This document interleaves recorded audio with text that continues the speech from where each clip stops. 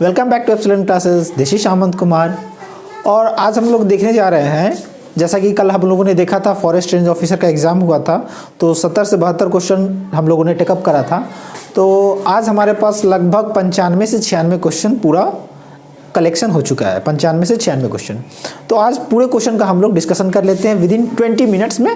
ठीक है, जो क्वेश्चन रेस्ट बच गए थे 30-32 क्वेश्चन, ठीक है, उनको भी टेकअप कर लेंगे और जो पीछे से हम लोगों ने 70 क्वेश्चन किया था उसको भी कर लेते हैं। काफ़ी समय नहीं लगेगा, हल्का समय लगेगा, इसी में हम लोग कर लेंगे। तो एक बार आप लोग फिर से इसको मैच कर लेंगे कि आपका कितना सही हो रहा है, नहीं हो रहा है। ठीक है, तो चलिए स्टार्ट करते हैं।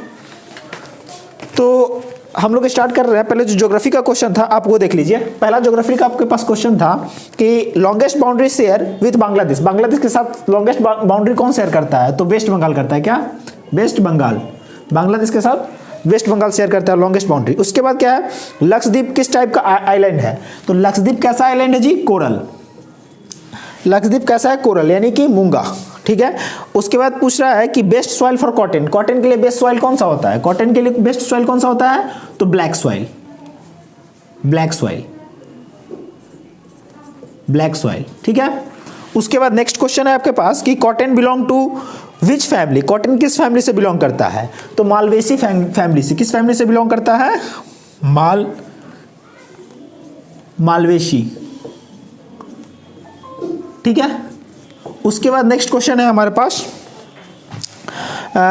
सन एंड मून। ठीक है, सन एंड मून में कौन सा रिएक्शन होता है? तो सन एंड मून में कौन सा न्यूक्लियर रिएक्शन होता है? तो nuclear fusion. Nuclear fusion, that is नाभिकीय संलयन। नाभिकीय संलयन। उसके बाद ओजोन डिप्लीकेशन गैस कौन सा है? ओजोन डिप्लीकेशन गैस कौन सा है? तो CFC, क्लोरोफ्लोरोकार्बन। ठीक है, उसके बाद नेक्स्ट क्वेश्चन है कि अर्थ और मरकरी के बीच में कौन सा प्लेनेट है? नेक्स्ट क्वेश्चन था कि अर्थ और मरकरी के बीच में कौन सा प्लेनेट? तो कौन सा? वेनस। ठीक है, देख लेंगे, हिंदी तो मुझे आता नहीं इसका, वेनस का क्या है। तो अर्थ और मरकरी के बीच में वेनस है। उसके बाद अच्छा क्वेश्चन पूछा था कि कोल जो है, कोल किस टाइप के रॉक से बनता है? ठीक है, तो कोल किस टाइप का रॉक है? तो कोल कैसा रॉक है जी? सेडिमेंट्री।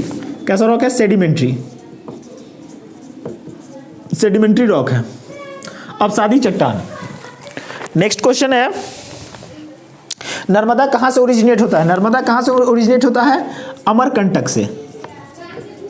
अमरकंटक से, नर्मदा अमरकंटक से निकलती है। उसके बाद है परिवेश पोर्टल। परिवेश पोर्टल का क्वेश्चन था जी। परिवेश पोर्टल कहां से है? Ministry of forest and wild life. Ministry of forest and wild life.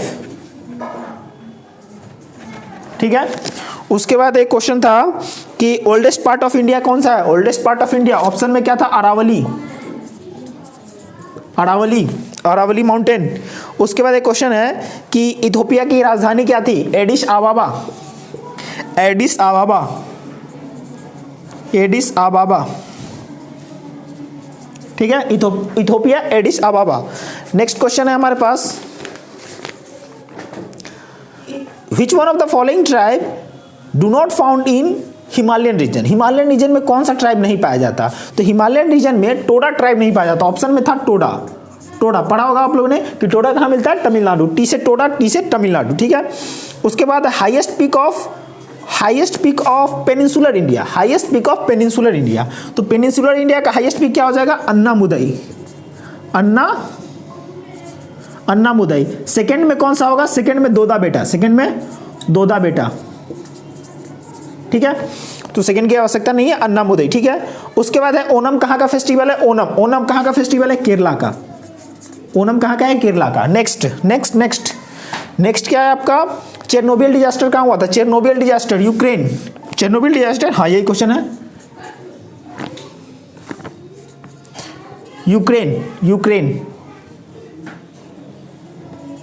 Ukraine हुआ था। ठीक है, तो ये आपका लगभग जो क्वेश्चन है ये आपका ज्योग्राफी से क्वेश्चन था। अब हम लोग चलते हैं साइंस की तरफ। साइंस का क्वेश्चन देख लेते हैं। एक क्वेश्चन था आपका साइंस का कि ओपेनियर ऑक्सीडेशन इज अपोजिट ऑफ। ओपेनियर ऑक्सीडेशन किसका अपोजिट है? तो एक भद्दा सा ऑप्शन था, 4th नंबर का ऑप्शन था कि मेरवेलिन पॉन्ड्रोफ, ये स्पेलिंग है उसका,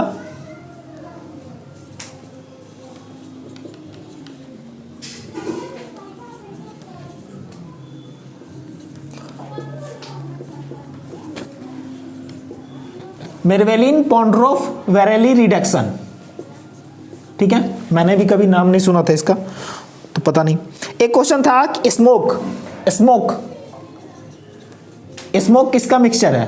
तो स्मोक जो है वो सॉलिड का गैस में है, ठीक है, सॉलिड प्लस गैस, सॉलिड का गैस में मिक्सचर है स्मोक।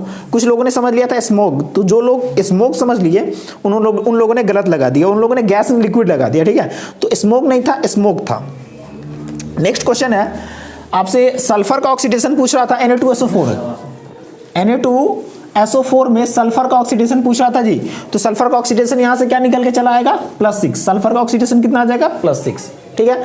उसके बाद क्वेश्चन था कि genetic material was taken place by, genetic material किस प्रोसेस से टेक प्लेस करता है? तो जेनेटिक मटेरियल कहां से टेक प्लेस करता है? सेक्सुअल प्रोसेस से, सेक्सुअल प्रोसेस से, ठीक है। उसके बाद क्वेश्चन था जी कि फॉर्मल्डिहाइड प्लस KOH, एक क्वेश्चन था कि फॉर्मल्डिहाइड प्लस KOH को कौन सा रिएक्शन कहते हैं? तो कन्नी-ज़ारो रिएक्शन, ठीक है, इसको देख लेंगे। उसके बाद है जाइलम, जाइलम का वर्क क्या है? तो जाइलम का वर्क क्या है? वाटर कैरी करना। और फ्लोएम का वर्क क्या है? फूड कैरी करना। F for phloem, F for food. उसके बाद क्वेश्चन है कि प्रोटीन क्या कंटेन करता है? प्रोटीन क्या कंटेन करता है? Amino acid, amino acid. Protein किससे बना होता है? अमीनो एसिड से मिलकर बना होता है। उसके बाद एक क्वेश्चन था जी, हाँ ये बहुत अच्छा क्वेश्चन था, ये क्वेश्चन पढ़े होंगे 11th-12th में जिनका भी साइंस बैकग्राउंड होगा। तो क्वेश्चन ये था कि डाईइथाइल ईथर जब क्लोरीन से रिएक्ट करता है तो क्या बनता है? डाईइथाइल ईथर, देखिए ये क्वेश्चन को जरा देख लीजिए। डाईइथाइल ईथर क्या होता है? CH3CH2O CH2CH3। तो ये जब क्लोरीन से रिएक्ट करेगा, Cl2 से रिएक्ट करेगा, तो क्या हो जाएगा कि एक क्लोरीन इस अल्फा कार्बन पे चला जाएगा, एक क्लोरीन इस अल्फा कार्बन पे चला जाएगा। तो जो आपका स्ट्रक्चर बन जाएगा वो कुछ ऐसा स्ट्रक्चर होगा, CH3 CHClO CHCl CH3, ठीक है। तो ये ऑप्शन था, आप इसको स्ट्रक्चर के रूप में भी लिख सकते हैं। ये आपका हाइड्रोजन ऊपर चला जाएगा, क्लोरीन नीचे आ जाएगा ना, ये हाइड्रोजन ऊपर क्लोरीन नीचे, ठीक है। स्ट्रक्चर के फॉर्म में तो दिया नहीं था, लेकिन ऑप्शन में ये था CH3 CHClO CHCl CH3, ठीक है। तो ये देख लेंगे डाईइथाइल ईथर प्लस क्लोरीन। एक क्वेश्चन पूछ रहा था कि अगर किसी ऑब्जेक्ट का डेंसिटी वाटर से ज्यादा होगा तो ऑब्जेक्ट क्या करेगा? ऑब्जेक्ट डूब जाएगा, ठीक है, ऑब्जेक्ट सिंक कर जाएगा। उसके बाद एक क्वेश्चन था जी कि विडाल टेस्ट किसके लिए होता है? विडाल टेस्ट टाइफाइड के लिए, विडाल टेस्ट किसके लिए यूज किया जाता है? टाइफाइड के लिए। उसके बाद है फंक्शनल सिस्टम ऑफ डीएनए का फंक्शनल सिस्टम क्या है? तो जीन है, जीन। डीएनए का फंक्शनल सिस्टम क्या है? जीन। डीएनए के स्ट्रक्चर में देखेंगे तो डीएनए के स्ट्रक्चर के अंदर होता है जीन, ठीक है, तो जीन है। जीन का फंक्शनल स्ट्रक्चर क्या है? तो LA है, तो बायो में पढ़ा होगा आप लोगों ने। उसके बाद है स्ट्रक्चर ऑफ H2O2, H2O2 का स्ट्रक्चर पूछ रहा था जी। तो क्या था H2O2 का स्ट्रक्चर? यही था, H2O2 का स्ट्रक्चर अगर ये लगाए होंगे तो सही होगा। उसके बाद मोस्ट इलेक्ट्रोपॉजिटिव एलिमेंट पूछ रहा था, तो सीजियम, CS, ठीक है, सीजियम। उसके बाद है जियोलाइट, हाँ एक क्वेश्चन था जियोलाइट का फॉर्मूला पूछ रहा था, ठीक है। तो जियोलाइट वाले में SiO2, उसके बाद था आपको Al2O3X, ठीक है, ऐसे करके था। तो ये वाला जो लंबा सा ऑप्शन था यही हो जाएगा, ठीक है। एग्जैक्ट ऑप्शन तो याद नहीं है, देखे भी नहीं है, लेकिन सही है ये मेरा। तो यही वाला ऑप्शन होगा आपका, सिलिकॉन एल्युमिनियम वाला। उसके बाद पूछ रहा था एक क्वेश्चन कि +3 oxidation state of phosphorus, phosphorus का +3 ऑक्सीडेशन स्टेट किस में होता है? +3 ऑक्सीडेशन स्टेट ऑफ फास्फोरस तो किस में होता है? फॉस्फोरस एसिड में, फॉस्फोरस एसिड में होता है, ठीक है। फॉस्फोरिक एसिड में नहीं होता, हाइपोफॉस्फोरिक एसिड में नहीं होता, फॉस्फोरस एसिड में होता है। तो ये सब अच्छा क्वेश्चन था, जैसे आप इस क्वेश्चन को हार्ड में लेके चल सकते हैं, ये क्वेश्चन आपका हार्ड था। फिर आपको इस क्वेश्चन को हार्ड में लेके चल सकते हैं, ये भी हार्ड क्वेश्चन था। फॉस्फोरिक एसिड वाला ये भी हार्ड में चलेगा। तो ये सारा क्वेश्चन हार्ड था। उसके बाद एक क्वेश्चन था कि कार्बोरेंडम का स्ट्रक्चर किसके जैसा होता है? Structure of Carborundum. तो कार्बोरेंडम का जो स्ट्रक्चर है वो डायमंड लाइक स्ट्रक्चर होता है, डायमंड लाइक स्ट्रक्चर होता है, ठीक है। तो अगर डायमंड लगाए होंगे तो सही होगा। उसके बाद एक क्वेश्चन था कि कलर ऑफ फ्लावर, फ्लावर का कलर जो होता है वो किसके कारण से कलर पे पूछ रहा था, तो एक ऑप्शन दिया हुआ था SO2 एंड Cl2, ठीक है, सल्फर डाइऑक्साइड एंड क्लोरीन। तो क्लोरीन और सल्फर डाइऑक्साइड के कारण फ्लावर का कलर जो होता है वो उसके कारण चेंज करता है, ठीक है। उसके बाद इधर हो गया। उसके बाद एक क्वेश्चन था कि बायो का, amoeba takes its food by endocytosis. क्या अमीबा किसके द्वारा लेता है, इंडोसाइटोसिस के द्वारा, ठीक है, अमीबा इंडोसाइटोसिस के द्वारा अपना फूड लेता है। उसके बाद एक क्वेश्चन था कि किसी भी देख लीजिएगा, इधर विजिबल होगा, क्वेश्चन था एक कि हाँ, अगर किसी एलिमेंट या किसी भी कंडक्टर का अगर रेसिस्टेंस हाफ कर देते हैं तो उसके हीट पे क्या इफेक्ट पड़ेगा, तो हम जानते हैं H = I² RT होता है। तो अगर R को हाफ कर देंगे तो H भी हमारा क्या हो जाएगा, हाफ हो जाएगा। तो आंसर क्या हो जाएगा, हाफ, क्योंकि H डायरेक्टली प्रोपोर्शनल है R के, तो अगर R को हाफ करेंगे तो H भी हाफ हो जाएगा। तो अगर हाफ लगाएंगे तो सही होगा। उसके बाद एक क्वेश्चन पूछ रहा था कि रेडियो एक्टिविटी इन, अच्छा, प्रोटॉन बाई न्यूट्रॉन का रेशियो दिया हुआ था, ठीक है, प्रोटॉन बाई न्यूट्रॉन का रेशियो दिया हुआ था और न्यूट्रॉन बाई प्रोटॉन। तो इस क्वेश्चन में क्या होता, ये प्रोटॉन बाई न्यूट्रॉन वाला जो क्वेश्चन था, इसमें क्या हो जाता, आपका आंसर हो जाता कि अल्फा डीके, मतलब अल्फा डीके ऐसा तो था नहीं, तो इलेक्ट्रॉन पॉजिटिव E+ वाला जो था, E+ वाला इलेक्ट्रॉन पॉजिटिव का डीके होगा, वो आपका आंसर हो जाएगा इसमें। उसके बाद बायोडिग्रेडेबल पूछ रहा था, तो ये तो काफी इजी क्वेश्चन था कि कौन सा बायोडिग्रेडेबल है, तो वुडन स्टिक आपका बायोडिग्रेडेबल है और सब नॉन बायोडिग्रेडेबल था। उसके बाद पूछा था कि मार्स गैस कौन सा, अच्छा हाँ, मार्स गैस, तो मार्स गैस क्या था, CH4, मीथेन दे रखा था, CH4 दे रखा था, पूछ रहा था इसका नाम क्या होगा, तो मार्स गैस नाम होगा इसका। तो ये काफी इजी क्वेश्चन था, ये सही होगा। उसके बाद पूछ रहा था कि इमेज ऑन प्लेन मिरर में जो इमेज बनता है वो कैसा होता है, ठीक है। तो इसमें आप देख लीजिएगा कि वर्चुअल बनता है, सेम साइज ऑफ ऑब्जेक्ट के सेम साइज का बनता है, बिहाइंड द मिरर बनता है, ठीक है। तो फर्स्ट ऑप्शन था मेरे सेट में, यही होगा आपका। दो ही ऑप्शन था, आप वहां से एलिमिनेट कर सकते थे, एक में वर्चुअल दिया हुआ था, एक में रियल दिया हुआ था, ठीक है। तो रियल वाला आंसर नहीं होगा, क्या होगा आंसर हमारा, वर्चुअल वाला आंसर हो जाएगा। उसके बाद एक क्वेश्चन था कि आइसोथर्मल प्रोसेस में एनर्जी के साथ क्या होता है, तो आइसोथर्मल प्रोसेस में एनर्जी का दिया हुआ था। तो ऑप्शन इस तरीके से बनाया था कि प्रेशर के बढ़ाने पर एनर्जी बढ़ेगा, टेम्परेचर के घटाने पर एनर्जी बढ़ेगा, इस टाइप का था। तो आइसोथर्मल प्रोसेस है तो उसमें एनर्जी क्या रहेगा, फिक्स्ड रहेगा, कोई चेंज नहीं होगा, ठीक है। तो ये था आपका साइंस का और ज्योग्राफी का क्वेश्चंस वगैरह कुछ। ये नंबर लगभग आपके 24 और प्लस कितने हो गए, 24 प्लस कितने हो गए, 24 और 17 कितने हो गए हमारे, 41। ये लगभग 41 क्वेश्चन आपका कंप्लीट हो गया। अब हम लोग देख लेते हैं कि स्टैटिक से क्या पूछा था, हिस्ट्री से क्या पूछा था, करंट से क्या पूछा था, ठीक है। एक मिनट रब कर लेते हैं जरा। तो पहला क्वेश्चन आपके साथ जो निकल के आ रहा है वो क्या है, परोपकारी सभा, स्वामी दयानंद सरस्वती, स्वामी दयानंद,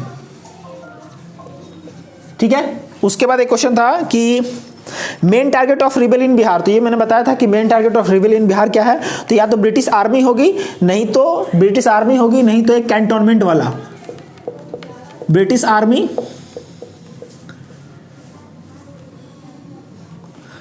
आर्मी नहीं तो एक कैंटोनमेंट वाला ऑप्शन था, ठीक है।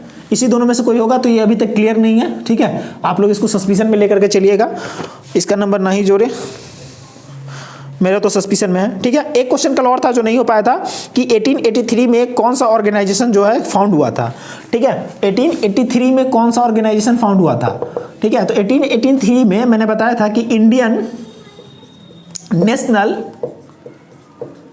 कॉन्फ्रेंस, ठीक है, इंडियन नेशनल कॉन्फ्रेंस फाउंड हुआ था, ठीक है। आप लोग देख लेंगे नेट पे जाकर के, विकिपीडिया पे खोलेंगे तो वहाँ पे आपको मिल जाएगा इंडियन नेशनल कॉन्फ्रेंस के बारे में।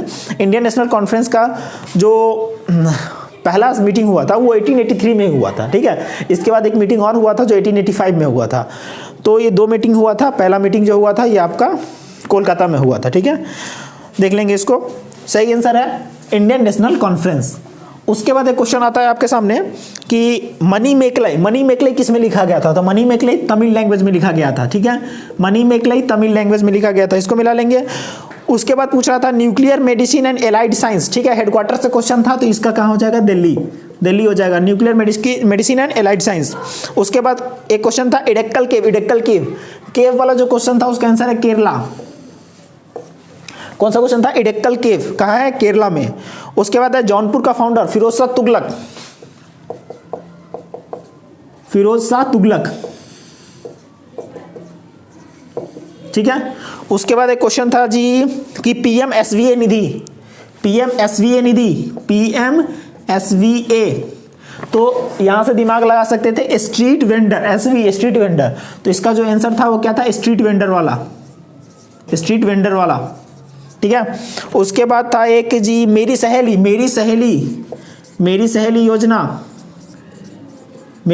योजना, ये कौन था? रेलवे प्रोटेक्शन फोर्स, तो उसमें रेलवे दिया था तो रेलवे हो जाएगा, रेलवे प्रोटेक्शन फोर्स। बोरोंग जू ये कहाँ था? यूएसए में। कहाँ था? यूएसए में। जू वाला जो क्वेश्चन था यूएसए, बोरोंग जू। उसके बाद था लिंगराज टेम्पल कहाँ है जी? उड़ीसा में, लिंगराज टेम्पल उड़ीसा में। उसके बाद क्वेश्चन था कि 1929 के लाहौर सेशन में कौन सा डिसीजन लिया गया था? तो पूर्ण स्वराज, कौन सा? पूर्ण स्वराज, कंप्लीट इंडिपेंडेंस, पूर्ण स्वराज। उसके बाद एक क्वेश्चन था जी कि जलाली सिल्वर कॉइन कौन? अकबर। जलाली सिल्वर कॉइन कौन किया था? अकबर। उसके बाद एक क्वेश्चन था मैथ का, मैंने बताया था, उसका आंसर 1/8 होगा, मिला लीजिएगा, फ्रैक्शन करके था। उसके बाद क्वेश्चन था जी, हाँ ये क्वेश्चन था 0.125 वाला, 0.125 प्लस 0.027 बाई 0.25 माइनस 0.15 प्लस 0.09 करके था, तो इसका आंसर क्या था जी? 0.8 था इसका आंसर, ठीक है, इसको मैच करा लीजिएगा। अब आते हैं नेक्स्ट पे। क्वेश्चन था एक रीजनिंग का क्वेश्चन था जी, जो एसपीक्यू था, बता दिया था मैंने, एसपीक्यू रीजनिंग वाला क्वेश्चन था, जिसमें 5-5 का डिफरेंस चल रहा था, 3 नंबर दिया हुआ था, फिर 3 लेटर दिया हुआ था, फिर 3 दिया हुआ था, ऐसे करके, और चौथा आपको बताना था। तो 5-5 का डिफरेंस चल रहा था यहाँ पे, इसको काउंट कर लेंगे, तो आंसर जो एग्जैक्ट निकल के आ रहा था वो एसपीक्यू आ रहा था। उसके बाद एक क्वेश्चन था कि 8 आदमी किसी काम को 40 दिन में करता है, तो 2 आदमी और आ जाते हैं, तो कितने दिन में काम खत्म होगा? तो 10 चौका 40, 8 चौका 32, तो कितने दिन में काम खत्म हो जाएगा? 32 दिन में काम खत्म हो जाएगा। एक 32 आंसर था। एक एवरेज स्पीड का क्वेश्चन था जी, तो एक आदमी दिल्ली से बॉम्बे जाता है V1 स्पीड से, और बॉम्बे से दिल्ली आता है V2 स्पीड से, ठीक है, तो इसका आंसर क्या होता है? उसमें एवरेज स्पीड निकालना था 2v1 v2 by v1 plus v2, ठीक है। ये फॉर्मूला अप्लाई करेंगे, 2 स्पीड दिया हुआ था, डाटा तो एग्जैक्ट याद नहीं है, लेकिन अगर आप ये फॉर्मूला अप्लाई करेंगे तो यहाँ से आपको आंसर निकल के आ रहा था 24 किलोमीटर पर आवर। ये बड़ा क्वेश्चन जो है, ये बड़ा डेट में कंफ्यूज किया था क्वेश्चन के। जैसे क्वेश्चन था कि एक्शन प्लान, इसमें दिया था 16 अगस्त 1946, जालियांवाला बाग 13 अप्रैल 1919, तो जालियांवाला बाग 13 अप्रैल 1919 ये तो बिल्कुल सही है, ठीक है, जालियांवाला बाग 13 अप्रैल 1919 बिल्कुल सही है। उसके बाद क्विट इंडिया मूवमेंट ये दे रहा था 9 अगस्त कितना? 1942। उसके बाद चौरी चौरा दे रहा था 5 फरवरी को 1922 को, और एक था एक्शन प्लान वाला जो था 16 अगस्त 1946 को। तो देखिए ये तो बिल्कुल सही था, जालियांवाला बाग बिल्कुल सही था। अब जब ये जो क्वेश्चन आता है क्विट इंडिया मूवमेंट का, तो जब आप स्पेक्ट्रम उठाएंगे तो वहां पे दे रखा है 8 अगस्त, ठीक है, 8 अगस्त इसका दे रखा है आंसर, तो इसके मुताबिक से ये गलत होना चाहिए, ठीक है। बहुत सारे लोग जब चौरी चौरा को देख रहे हैं तो गूगल देवता बता रहे हैं 4 फरवरी, ठीक है, लेकिन यहाँ पे भी स्पेक्ट्रम महोदय बता रहे हैं 5 फरवरी, तो ये सही है उसके मुताबिक से। और 16 अगस्त 1946, 16 अगस्त 1946 ये जो एक्शन प्लान वाला ये भी सही है। तो अगर हम देखें तो एग्जैक्ट हमारा जो आंसर आएगा वो यही निकल के आएगा कि जो 1942 का भारत छोड़ो आंदोलन था उसका गलत डेट दिया हुआ है 9 अगस्त 1942, तो इसका 8 अगस्त होना चाहिए। तो अगर ये आंसर लगाए होंगे तो मेरे मुताबिक से सही होना चाहिए, लेकिन डाउट यहाँ पे भी फंसा हुआ है कि ये 5 फरवरी है या 4 फरवरी। मैंने तो 2-3 बुक में देखा है वहाँ पे तो 5 फरवरी ही दे रखा है, तो गूगल देवता को यहाँ पे इग्नोर करते हैं, हम आंसर इसी को लेकर के चलते हैं, ठीक है। मिला लीजिएगा, अगर ये आंसर होगा तो सही है, नहीं तो सब विभाग भरोसे है क्या करता है वो। उसके बाद एक क्वेश्चन है कि नाबार्ड का चेयरमैन कौन था? जी.आर. चिंताला, ठीक है, डॉक्टर जी.आर. चिंताला। उसके बाद था कि नेशनल स्कूल ऑफ ड्रामा का चेयरमैन परेश रावल, ठीक है, इसको मिला लेंगे। उसके बाद था लाइफ टाइम अचीवमेंट अवार्ड 2020 में, ठीक है, फिल्म फेयर अवार्ड किसको मिला है लाइफ टाइम अचीवमेंट में? तो ये किसको मिल गया है? रमेश सिप्पी को मिला है, ठीक है, life time achievement award in film fair, ठीक है। उसके बाद फ्रेंच ओपन का क्वेश्चन था, फ्रेंच ओपन कौन जीता है जी? राफेल नडाल, ठीक है। उसके बाद क्वेश्चन था जी एक रीजनिंग वाला, बहुत इजी क्वेश्चन था, 2/3, 4/5, 8/7 ये करके 16/9, 32/11, 16/13 हो जाएगा, बता दिया था इस क्वेश्चन को, तो 64/13 आंसर होगा इसका। उसके बाद 3 रीजनिंग का क्वेश्चन था जो बहुत इजी था, एक आदमी वाला क्वेश्चन था, ठीक है, तो ये आप लोगों ने लगा ही लिया होगा, ठीक है, दोनों का पैर एक तरफ था, इस टाइप का करके कुछ था, तो इसको सही लगाया होगा सब लोगों ने, इसमें कोई दिक्कत नहीं है, ये सबका सही होगा। उसके बाद एक और रीजनिंग का क्वेश्चन था जी, विजुअल है, हाँ एक और रीजनिंग का क्वेश्चन था इस टाइप का, एक रेक्टेंगुलर बॉक्स था ऐसे, यहाँ पे, ठीक है, ये मिला लीजिएगा, ये भी सही होना चाहिए। उसके बाद एक और रीजनिंग का क्वेश्चन था जी इस टाइप का, रेक्टेंगल था जी, ठीक है, ये तो इतना था आपका रीजनिंग का क्वेश्चन। बोर्ड फुल हो गया, एक बार रब कर लेते हैं फिर आगे चलते हैं, ठीक है। तो चलिए अगला क्वेश्चन देखते हैं। अगला क्वेश्चन है हमारे पास जीसैट 30 कैसा सैटेलाइट है जी? तो टेलीकम्युनिकेशन।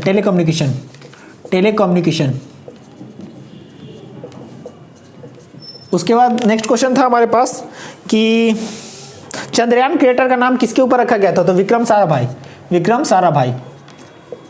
ओके, तो नेक्स्ट क्वेश्चन है हमारे पास Dronacharya award in the field of kabaddi में द्रोणाचार्य अवार्ड किसको दिया गया? तो कृष्ण कुमार हुड्डा को। किसको? कृष्ण कुमार हुड्डा को।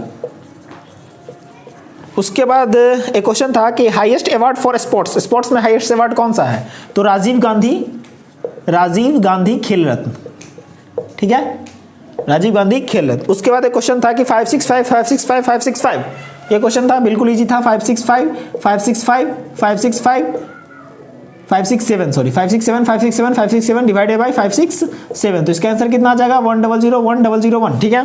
इसके बाद एक क्वेश्चन था जो रीजनिंग का क्वेश्चन था, एडजेक्ट वैल्यू बेस्ड क्वेश्चन था, P&A इसका कोडिंग दिया हुआ था, और एक और ऐसे ही कुछ दिया हुआ था BARK करके, इसका कोडिंग दिया हुआ था, ठीक है। तो क्या लग रहा था लॉजिक? P का जो कोडिंग था ये था, A का कोडिंग ये था, और N का कोडिंग ये था, ठीक है।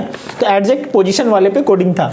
तो अब इसको जो भी पूछ रहा था वहाँ पे, जैसे ABKR पूछ रहा हो, तो A का कोडिंग यहाँ से पुट कर दीजिए, ठीक है, B का कोडिंग यहाँ से पुट कर दीजिए, उससे आपका आंसर निकल आएगा, ठीक है। तो ये लगभग सबका सही होगा, कोई बड़ी बात नहीं है इसमें।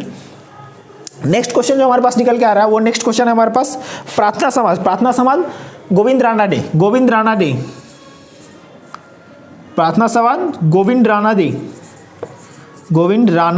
डे, ठीक है। उसके बाद क्वेश्चन है कि ब्रिक्स का मेंबर कौन नहीं है? तो बांग्लादेश ब्रिक्स का मेंबर नहीं है जी, बांग्लादेश ब्रिक्स का मेंबर नहीं है। उसके बाद क्वेश्चन था कि फाइनेंशियल कैपिटल कौन सा है? मुंबई, इंडिया का फाइनेंशियल कैपिटल कौन है? मुंबई। उसके बाद क्वेश्चन है जी लोकल सेल्फ गवर्नमेंट का फादर कौन था? रिपन, लोकल सेल्फ गवर्नमेंट का फादर रिपन, लॉर्ड रिपन। उसके बाद क्वेश्चन था जी कि यूनेस्को का हेडक्वार्टर कहाँ है? पेरिस, यूनेस्को का हेडक्वार्टर पेरिस। उसके बाद क्वेश्चन था जी कि डुअल गवर्नमेंट का फाउंडर कौन था? फादर कौन था? Robert Clive. उसके बाद क्वेश्चन था जी,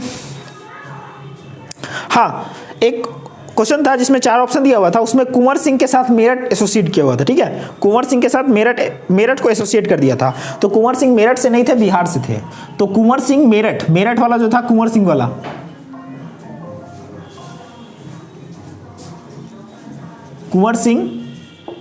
कुंवर सिंह वाला जो ऑप्शन था वही हमारा गलत ऑप्शन था, ठीक है, यानी कि हमें कुंवर सिंह पे लगाना था।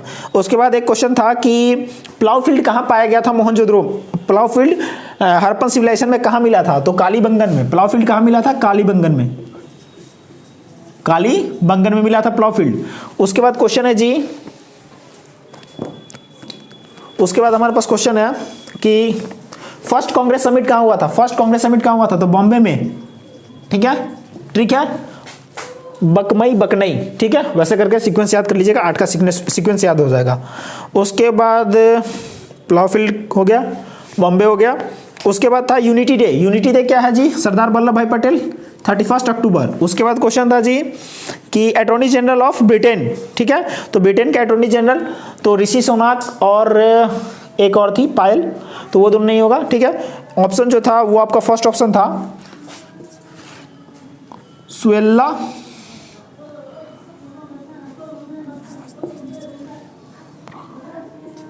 ब्रेवरमैन, ठीक है, ब्रेवरमैन, ठीक है, सुएल्ला ब्रेवरमैन, ये इंडियन ओरिजिन के हैं और यही ब्रिटिश में अटॉर्नी जनरल है। उसके बाद एक क्वेश्चन था कि खेलो इंडिया यूनिवर्सिटी गेम कहाँ ऑर्गेनाइज हुआ, भुवनेश्वर में, कहाँ ऑर्गेनाइज हुआ, भुवनेश्वर में।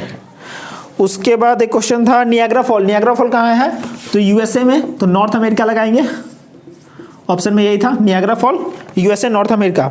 उसके बाद है फर्स्ट फार्मर ट्रेन कहाँ से कहाँ तक चला, तो देवलाली टू दानापुर।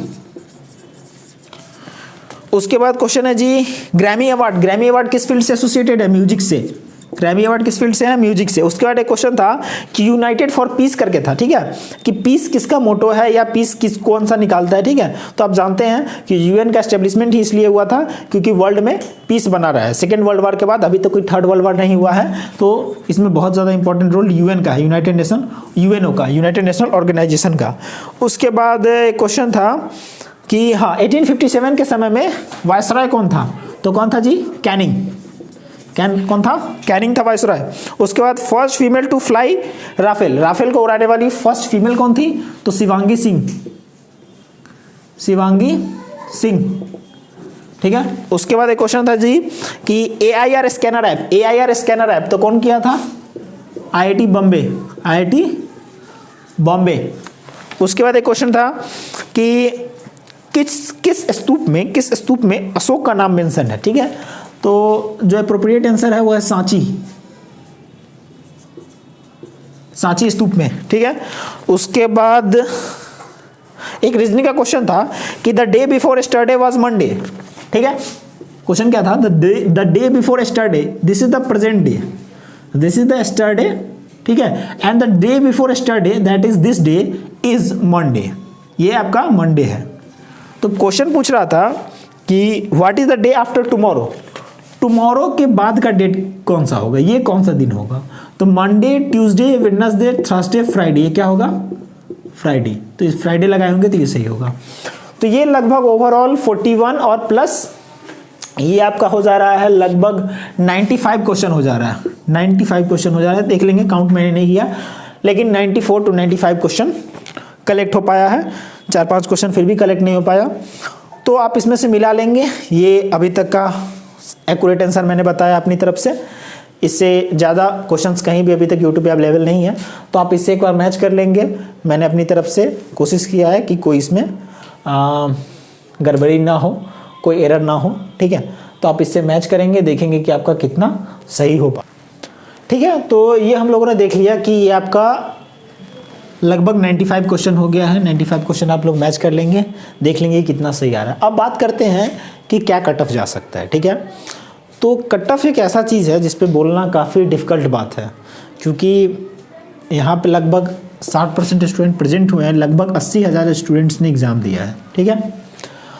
और एग्ज़ाम का पैटर्न अगर देखें तो ये मॉडरेट टू टफ है, मॉडरेट टू टफ एग्ज़ाम है। टफ वाले सेक्शन में हम क्या लेंगे कि टफ वाले सेक्शन में आपका जो केमिस्ट्री है, ठीक है, केमिस्ट्री है, ये टफ है, केमिस्ट्री का सेक्शन टफ है। उसके बाद आपका जो स्टैटिक का क्वेश्चन है, स्टैटिक के क्वेश्चन में उतना कोई टफ नहीं है, स्टैटिक के क्वेश्चन को हम लोग इजी टू मॉडरेट लेके चल सकते हैं, ठीक है। लेकिन अगर ओवरऑल पेपर को देखा जाए तो आपका पेपर जो है मॉडरेट टू टफ होगा। साइंस का सेक्शन जो है, केमिस्ट्री का सेक्शन, बायो का सेक्शन, ये क्वेश्चन जो है ये आपका टफ है। तो मुझे जो लगता है जो कट ऑफ जाना चाहिए, ठीक है, कट ऑफ की अगर हम बात करें, क्योंकि पोस्ट यहाँ पे 43 है, कितनी पोस्ट है 43 पोस्ट में से अगर हम फीमेल रिजर्वेशन निकाल दें, उसके बाद EWS निकाल दें, तो जनरल के हाथ में कुछ ज़्यादा बच के आता नहीं है, ठीक है, लगभग किसी के हाथ में कुछ नहीं बच के आता है। तो सीट्स काफ़ी कम बच जाते हैं यहाँ पे आपके हाथ में अगर कैटेगरी वाइज देखा जाए तो। इसीलिए कट ऑफ जो जाएगा वो आपका कैसे भी जाएगा तो अनरिजर्व, जैसे जनरल में मुझे नहीं लगता कि कट ऑफ 80 से कम जाएगा, 80 से कम नहीं जाएगा। क्यों 80 से कम नहीं जाएगा? क्योंकि अगर 43 सीट्स हैं तो आप देख ले कि इसके बाद आपका 50 नंबर का क्या है, इंटरव्यू है। 50 नंबर का एक इंटरव्यू है, यानी 300 नंबर ये और 50 नंबर वो, सारे 300 नंबर पे आपका मेरिट बनेगा। उसके बाद आपका फिजिकल वगैरह भी है, तो फिजिकल को छोड़ देते हैं, सारे 300 नंबर पे फिलहाल मेरिट बनेगा। तो 50 नंबर का इंटरव्यू है, तो इंटरव्यू के लिए मेरे मुताबिक लगभग 6 टाइम स्टूडेंट्स को बुलाया जाएगा, यानी अप्रॉक्स 250 टू 260, लगभग 260 स्टूडेंट्स को बुलाया जाएगा, ठीक है। ये इंटू 7 भी कर सकते हैं, इंटू 5 भी कर सकते हैं, कुछ कहा नहीं जा सकता, ठीक है। नोटिफिकेशन में भी कुछ क्लियर नहीं है कि कितने टाइम्स स्टूडेंट्स को बुलाया जाएगा इंटरव्यू के लिए। तो अगर हम देखें कि 260 स्टूडेंट को सेलेक्ट करना है आउट ऑफ 80,000 स्टूडेंट, ठीक है, तो ये काफ़ी छोटा डाटा है 80,000 के सामने। और क्वेश्चन का पेपर सिर्फ साइंस का टफ है, केमिस्ट्री और बायो का जो पोर्शन है वो टफ है, बाद बाकी मॉडरेट टू इजी है। तो अगर इसके मुताबिक कहा जाए तो जनरल का कट ऑफ हम 80 रखते हैं, +2 लेके चलिए, -2 का है ना, +-2 लिख रहे हैं, लेकिन -2 को आप नहीं कंसीडर करें, 80 प्लस जा सकता है, 80 से कम नहीं जाएगा। अब जो बात आती है EWS की, ठीक है, तो यही रख ले, 80 अगर मैंने जनरल का रखा है तो 80 -2 करके चले, ठीक है, -2, दो नंबर का, 2 से 2.5 नंबर का आप अंतर ले सकते हैं, इससे ज़्यादा अंतर नहीं ले सकते, ठीक है, क्योंकि यहाँ फाइट काफ़ी क्लोज फाइट है, 2 से 2.5 नंबर का अंतर काफ़ी बड़ा अंतर हो जाता है यहाँ पे। तो EWS का कट ऑफ मुझे नहीं लगता कि 80 -2.5 से ज़्यादा जाएगा, कम जाएगा।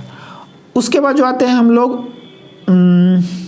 OBC, ठीक है, तो अब OBC रहा नहीं, ठीक है, अब देख रहे हैं आपकी OBC का कट ऑफ तो EWS से भी ज़्यादा जा रहा है, ठीक है, तो अब क्या ही कहेंगे उसके।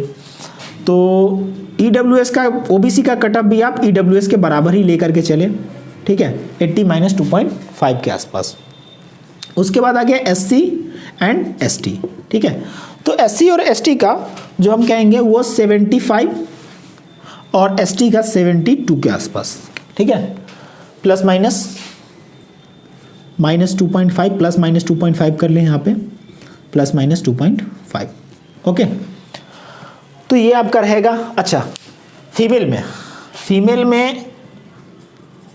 फीमेल का भी कट ऑफ उतना कम नहीं जाएगा, तो फीमेल भी अपने आप को ज़्यादा सिक्योर महसूस ना करें। अगर 76 प्लस नंबर हैं तो वो सिक्योर थोड़ा फील कर सकती है, थोड़ा वो कंफर्ट जोन में अपने आप को फील कर सकती हैं, लेकिन 76 प्लस नंबर से कम में कोई गुंजाइश नहीं है। पेपर मैंने भी दिया है तो मुझे भी पता है कि जब एग्ज़ाम में बैठ कर के वहाँ लिखना होता है, वहाँ आपको करना होता है, तो क्या प्रेशर होता है, बहुत सारी गलतियाँ तो ऐसा ही हो जाती है, आते आते क्वेश्चंस भी गलत हो जाते हैं। ये मेरे सिर्फ ऐसा नहीं कि आप ही के साथ होता है, सबके साथ ऐसा होता है कि नॉन क्वेश्चन भी गलत हो जाते हैं। तो केमिस्ट्री का सेक्शन तो टफ है ही, साइंस का सेक्शन तो टफ है ही, लेकिन जो इजी सेक्शन था वहाँ से भी गलत हो जाते हैं। तो कट ऑफ यही आपका प्रेडिक्टेबल कट ऑफ रहेगा मेरे मुताबिक से। ऐसे हर लोग अपना अलग अलग कट ऑफ बताते हैं, सारे लोग एक्सपर्ट हैं कट ऑफ बताने में, कोई कुछ बताए या ना बताए कट ऑफ तो ज़रूर बताता है। तो आप और जगह से भी कट ऑफ देख सकते हैं, ऐसी बात नहीं है, लेकिन मेरा ये प्रेडिक्टेबल कट ऑफ रहेगा। अब ये श्योर नहीं है, आई एम नॉट गॉड, ठीक है, तो आप इसे लेकर के चले या न लेकर के चले वो बात अलग है। अब आप रिजल्ट का वेट करें कि रिजल्ट क्या होता है, रिजल्ट का वेट ना करें, आप अपने आगे की तैयारी में लग जाए।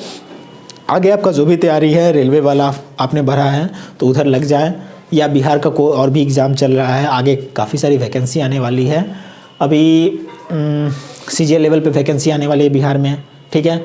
फिर आपको इंटर लेवल पे वैकेंसी आने वाली है, तो वहाँ काफ़ी ज़्यादा वैकेंसीज़ हैं आपका। फिर CHSL भी होगा अप्रैल मई में, तो उस पर लग जाए। EPFO का डाला होगा, तो काफ़ी सारा पेपर आगे पड़ा हुआ है। तो आपने पेपर दे दिया, अब इस पर रिलैक्स हो जाए, एक बार मिला के छोड़ दे कि क्या आ रहा है क्या नहीं आ रहा है। एक बार मिला ले कि 80 आ रहा है, 75 आ रहा है, 70 आ रहा है, और उस पर ज़्यादा मंथन ना करे, ठीक है। आगे की पढ़ाई में लग जाए, जो होना होगा होगा। कट ऑफ कोई प्रिडिक्ट नहीं कर सकता। तो मेरी तरफ से यही आप लोगों को सलाह रहेगी कि एक बार मैच कर लें और अपने आगे की स्टडी में लग जाए। जो होना होगा रिजल्ट के समय खुद पता चल जाएगा, ठीक है। थैंक यू, तो ऑल द बेस्ट। अगर आपको मेरा ये सेशन अच्छा लगा होगा, काफ़ी मेहनत लगी इसमें, क्वेश्चंस कलेक्ट करने में, फिर इसको बताने में। कोशिश थी कि कम से कम टाइम में आपका ये हो जाए, ताकि बोरिंग फील ना हो। विदिन 30 मिनट्स, पता नहीं समय कितना चला गया, पता नहीं है। तो चलिए, तो साइनिंग ऑफ करते हैं। बेस्ट ऑफ लक, लगे रहिए, जुड़े रहिए।